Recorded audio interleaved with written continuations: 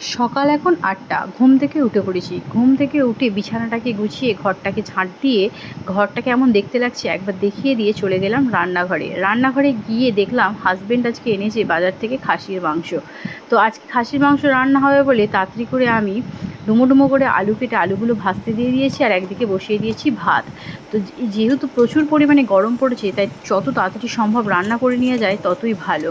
তো তারপরে আমি আলুটা ভাজতে দিয়ে আর ভাতটা বসিয়ে দিয়ে খাসির মাংসটাকে ধুয়ে ধায়ে পরিষ্কার করে নিলাম। আর তারপর এদিকে বসিয়ে দিলাম খাসির মাংসটা। খাসির মাংস কষাচ্ছি আর আজকে বেশি মশলাপাতি কিছুই দিইনি, দিয়েছি কাঁচা লঙ্কা আর সমস্ত মশলা দিয়ে ঢেকে ঢেকে রান্না করছি।